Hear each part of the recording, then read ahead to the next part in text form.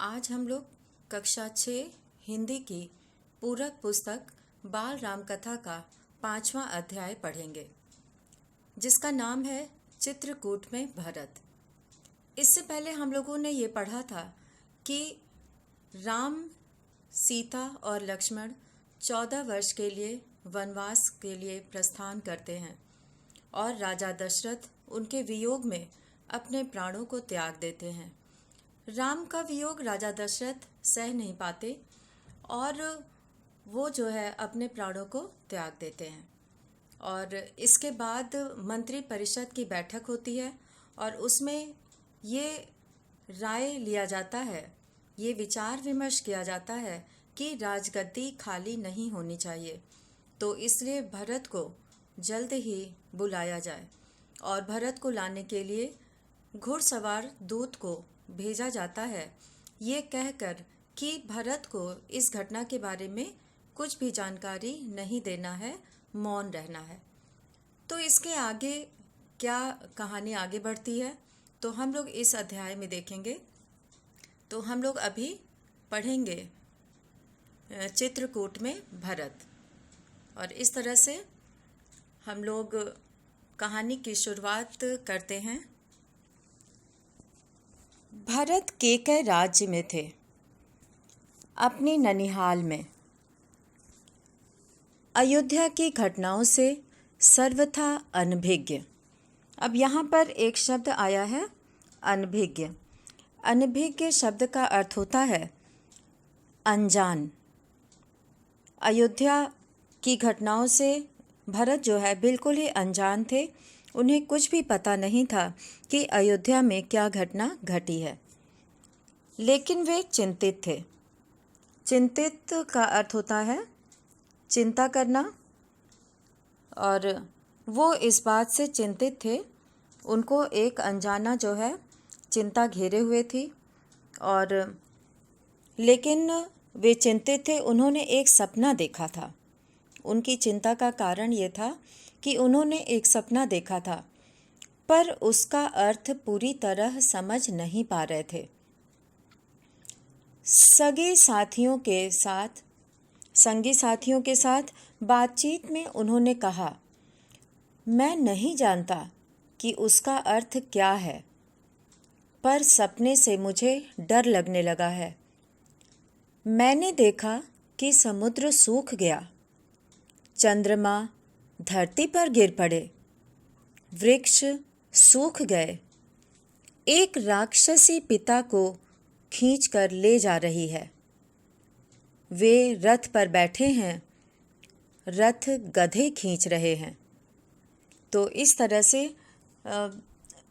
लक्ष्मण जी अपने संगी साथियों के साथ, संगी साथियों का अर्थ यहाँ पर है अपने मित्रों के साथ, वो जो है अपने सपने के बारे में बताते हैं कि मैंने जो सपना देखा उससे मुझे डर लग रहा है, और उसमें मैंने ये देखा कि समुद्र सूख गया है और चंद्रमा धरती पर आ गया है, गिर पड़ा है, और पेड़ सूख गए हैं, और एक राक्षसी मेरे पिता को खींच कर ले जा रही है, और मेरे पिता रथ पर बैठे हैं जिसे गधे खींच रहे हैं।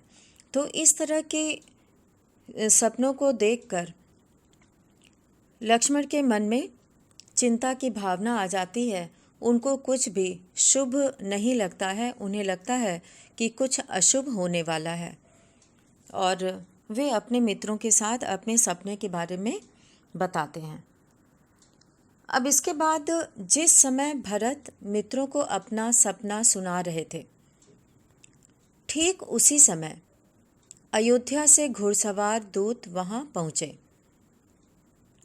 घुड़सवारों ने छोटा रास्ता चुना था जल्दी पहुंचने के लिए। तो सभी जो घुड़सवार वहां पर आए थे, तो उनको जल्दी से जल्दी भरत के पास पहुंचना था, इसीलिए उन्होंने छोटे रास्ते को चुना जिससे कि वो जल्दी पहुंच जाएं। और घुड़सवार का अर्थ होता है घोड़े पर सवार होकर।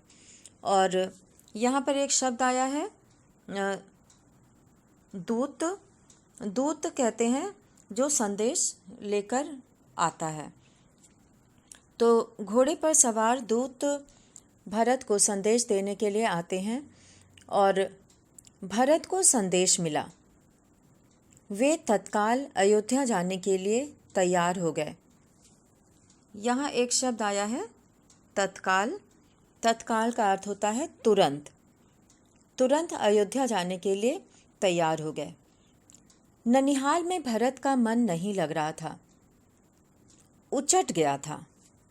यहाँ पर एक शब्द आया है उचट गया था। उचट गया था यानी कि उनका मन नहीं लग रहा था, मन भर गया था और वे अयोध्या पहुँचने को उतावले थे। तो यहाँ पे एक शब्द आया है उतावले।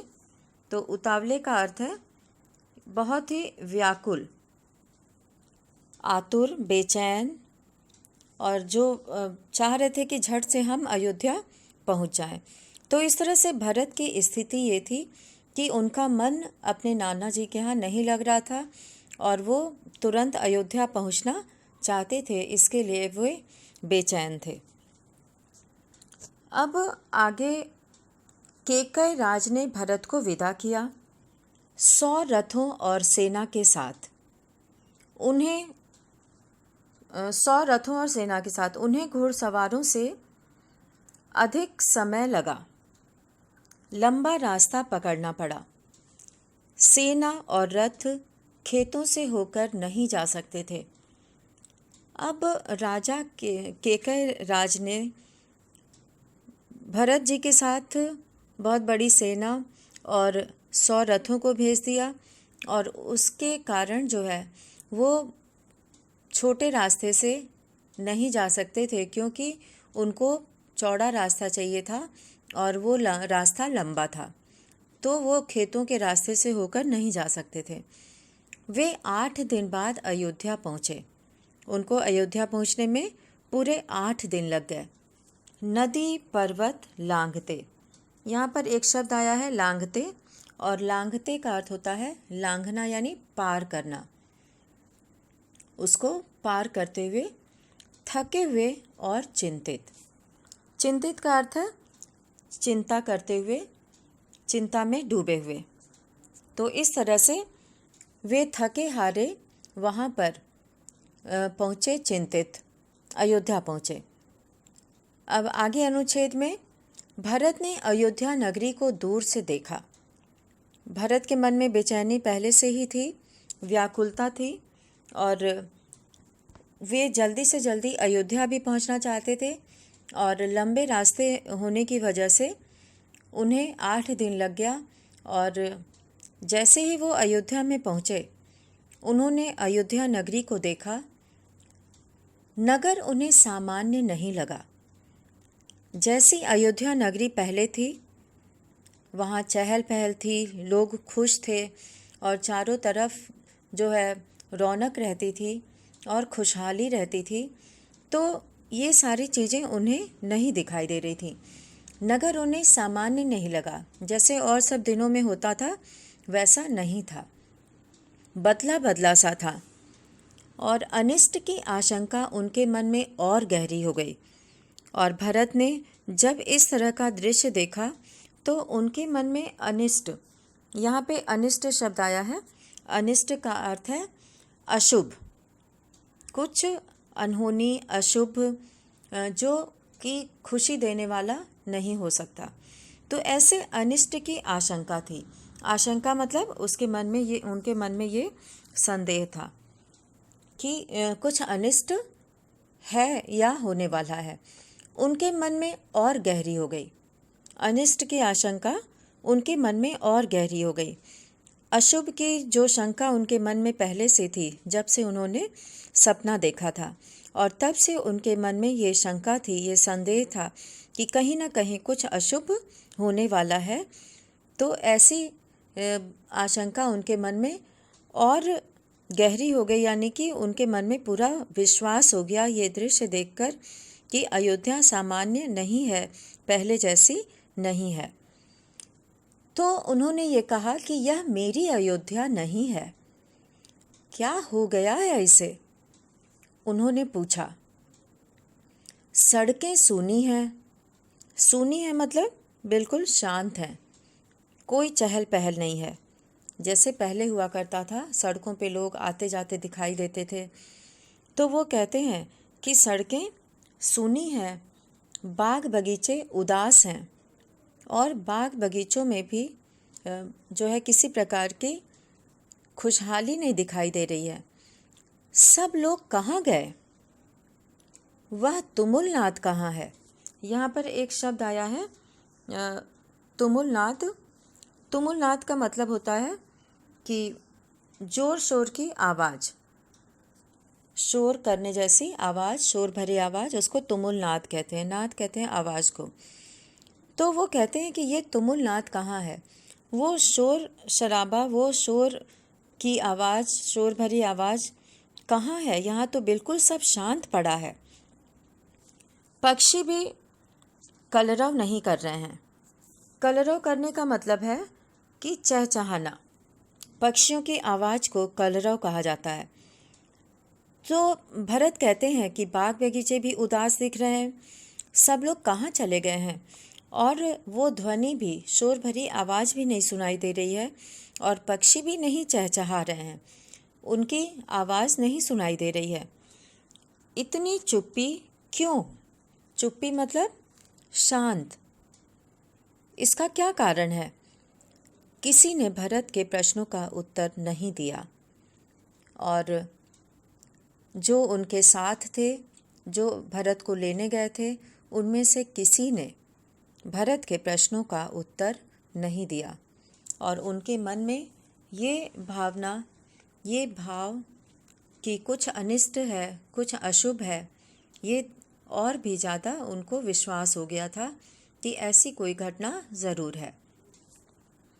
और फिर वो नगर पहुँचते ही भरत सीधे राजभवन गए और महाराज दशरथ के प्रासाद की ओर। और जब अयोध्या पहुँचे भरत, तो वो सीधे महाराज दशरथ के प्रासाद, यहाँ पे प्रासाद शब्द आया है जिसका अर्थ होता है महल, और एक प्रसाद होता है।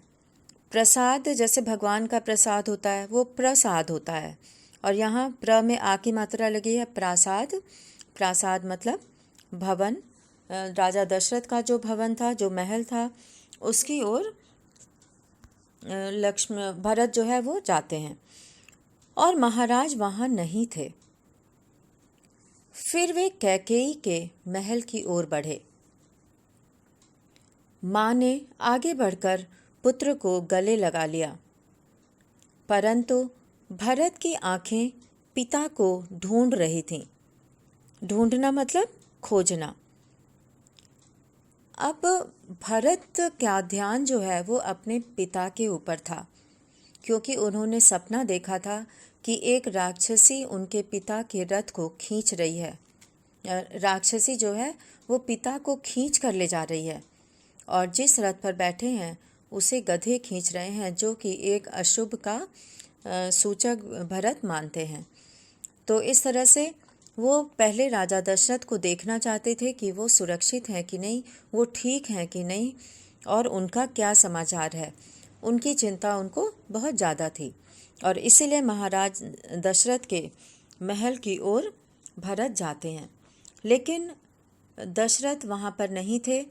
फिर वे कैकेयी की महल की ओर बढ़ जाते हैं और बहुत दिनों बाद वो माँ से मिलते हैं, तो माँ आगे बढ़कर पुत्र को गले लगा लेती हैं, परंतु भरत की आंखें पिता को ढूंढ रही थीं। उन्होंने माँ से पूछा, पुत्र, तुम्हारे पिता चले गए हैं।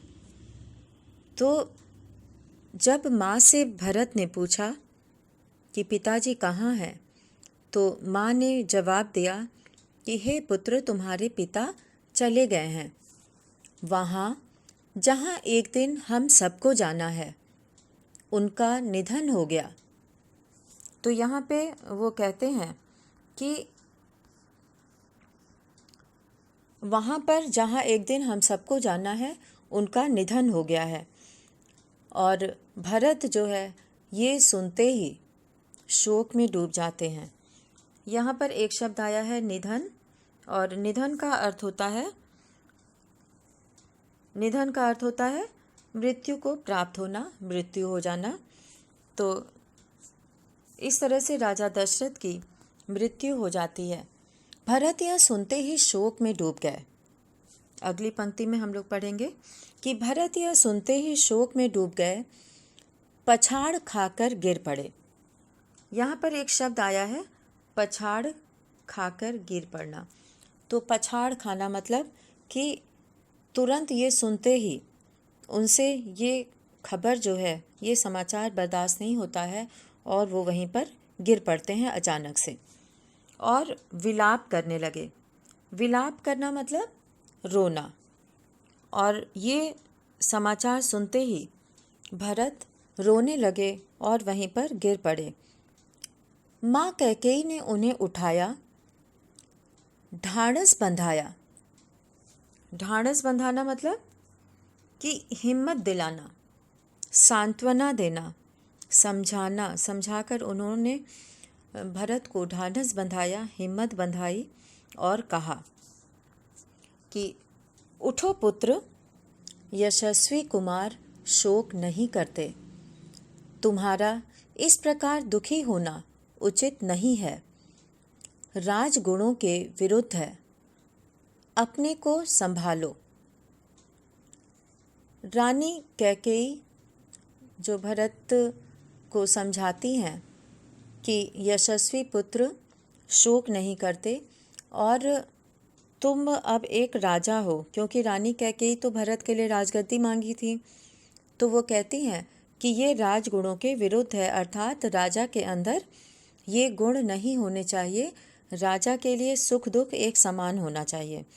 तो इस तरह से वो कहती हैं भरत को कि तुम्हें दुखी नहीं होना चाहिए और तुम्हें अपने आप को संभालना चाहिए, हिम्मत से काम करना चाहिए।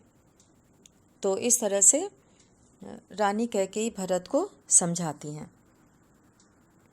और आगे हम लोग पढ़ेंगे कि क्या से क्या हो गया। भरत यह मानकर चल रहे थे कि पिता राज्याभिषेक की तैयारियों में व्यस्त होंगे। सब कुछ उल्टा हो गया। उन्होंने मेरे लिए कोई संदेश दिया? भरत ने माँ से पूछा। नहीं, अंतिम समय में उनके मुंह से केवल 3 शब्द निकले, हे राम, हे सीते, हे लक्ष्मण। तुम्हारे लिए कुछ नहीं कहा। रानी कैकेयी भरत को अब राजा दशरथ का सब बात बताती हैं और कहती हैं कि जब वो पूछते हैं कि मेरे पिताजी ने मेरे लिए कुछ संदेश कहा है, कुछ कहा है, तो भरत से वो बोलती हैं कि अंतिम शब्द उनके सिर्फ यही थे, हे राम, हे सीते, हे लक्ष्मण। और तुम्हारे लिए उन्होंने कोई बात नहीं कही। भरत व्याकुल थे। विकलता बढ़ती ही जा रही थी। वह तुरंत राम के पास जाना चाहते थे। यहाँ पर एक शब्द आया है विकलता। विकलता का अर्थ होता है व्याकुलता। तो व्याकुलता यानी परेशानी, उनकी चिंता बढ़ती ही जा रही थी और वह तुरंत राम के पास जाना चाहते थे। महाराज ने उन्हें वनवास दे दिया है 14 वर्ष के लिए। सीता और लक्ष्मण भी राम के साथ गए हैं। कैकेयी ने भरत का मन पढ़ते हुए कहा। अब भरत ऐसे दुखद समाचार को सुनकर बिल्कुल ही परेशान हो जाते हैं, व्याकुल हो जाते हैं और वो अपने भाई राम से मिलना चाहते हैं। और रानी कैकेयी उनके मन की बात को जान जाती है। भरत का मन पढ़ते हुए, यहाँ पे भरत का मन पढ़ते हुए कहने से तात्पर्य है कि भरत के मन में जो चल रहा है, भरत के मन में जो विचार आ रहे हैं, वो कैकेयी अच्छे से समझ जाती हैं और ये जानते हुए कहती हैं कि वो आगे का भी समाचार भरत को बताती हैं कि राम 14 वर्ष के लिए वनवास के लिए गए हैं और साथ में लक्ष्मण और सीता भी गई हैं।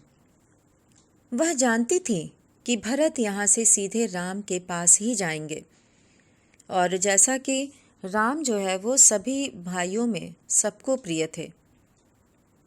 राम को सभी भाई बहुत ही चाहते थे और वो सबके प्रिय थे और इसलिए भरत भी सीधे राम से मिलना चाहेंगे और इसीलिए कैकेयी ने भरत को ये सारी बातें बता दी। अब आगे वर्णन है कि भरत परंतु वनवास क्यों? वो कहते हैं कि परंतु वनवास क्यों? भ्राता राम से कोई अपराध हुआ? अब भरत के मन में ये प्रश्न उठता है कि आखिर में राम जैसे भाई को, राम जैसे व्यक्ति को वनवास किस कारण से दिया गया?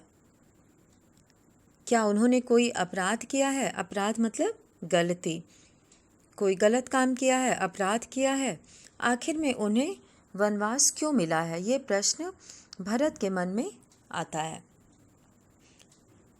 अब आगे अनुच्छेद में हम लोग देखेंगे कि राम ने कोई अपराध नहीं किया, महाराज ने उन्हें दंड भी नहीं दिया। इसके लिए मैंने महाराजा दशरथ से प्रार्थना की थी। मुझे तुम्हारे हित में यही उचित लगा। मैं तुम्हारा अहित नहीं देख सकती थी। अब यहाँ पे एक शब्द आया है हित।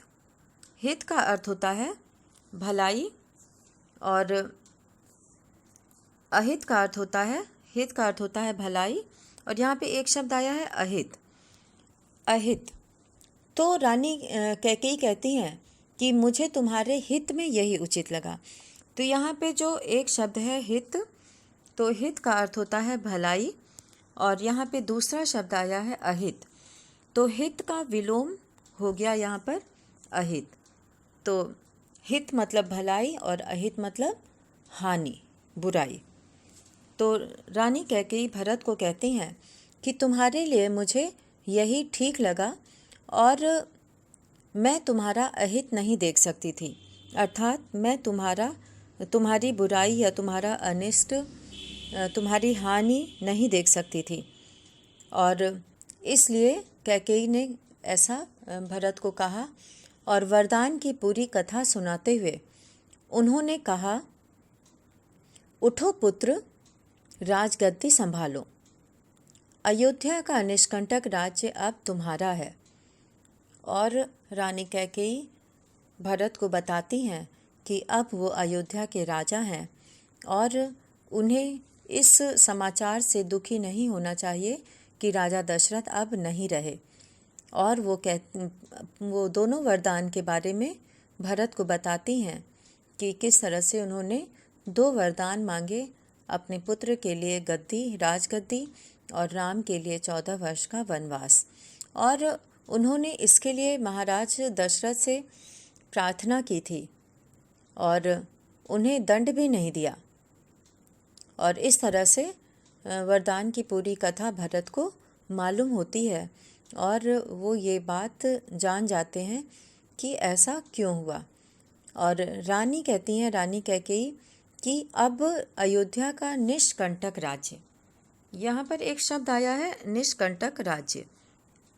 तो निष्कंटक राज्य का मतलब होता है बिना किसी बाधा के, अर्थात ऐसा राज्य जिसमें कोई भी रुकावट नहीं है, कोई भी बाधा नहीं है, कोई भी शत्रु नहीं है, बिल्कुल ही अच्छा राज्य है। अयोध्या तो अच्छी नगरी थी ही, बहुत ही सुंदर नगरी थी।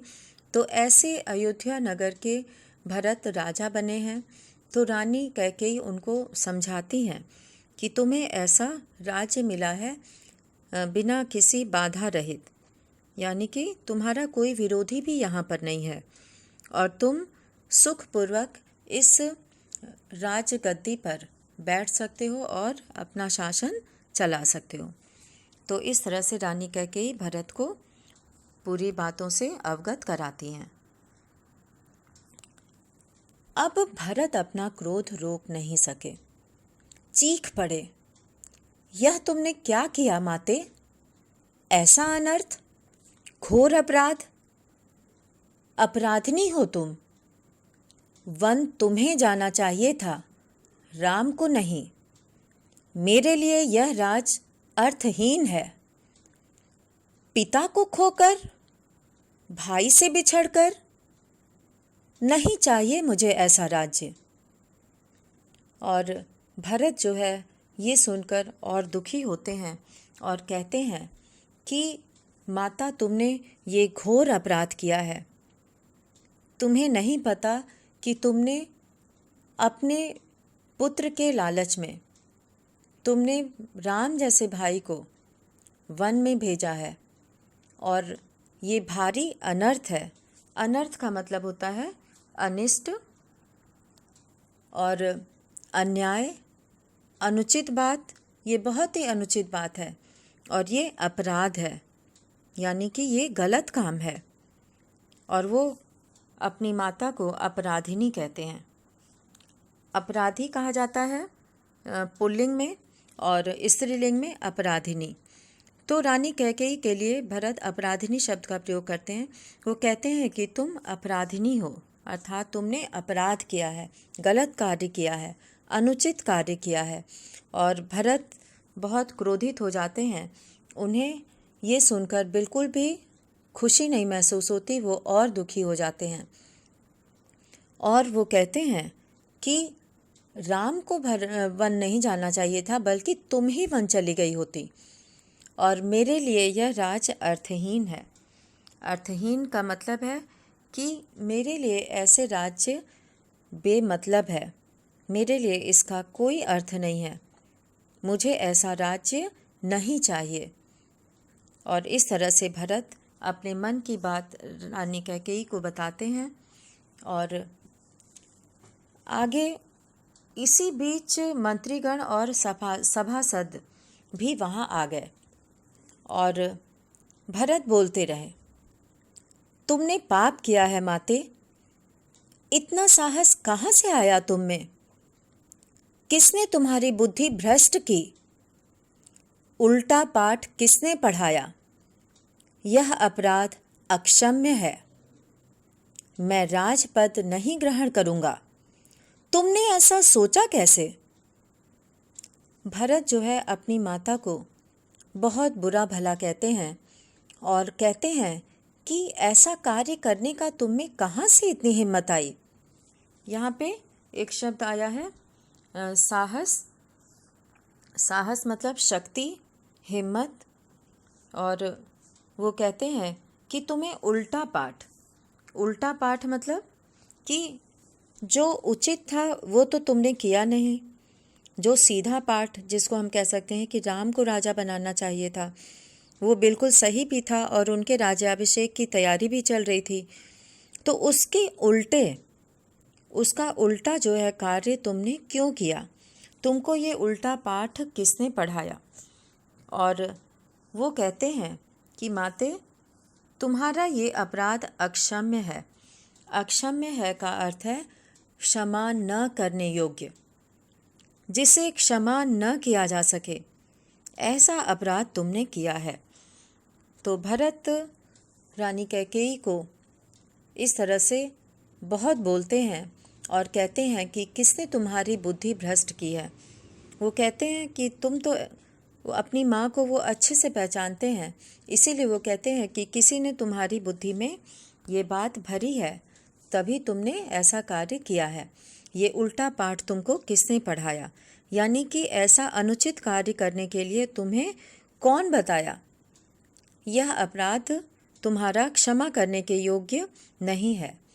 और वो कहते हैं कि मैं ऐसी राजगद्दी, ऐसे राज सिंहासन पर नहीं बैठूंगा, मैं इसे स्वीकार नहीं करूंगा। तुमने ऐसा कैसे सोच लिया?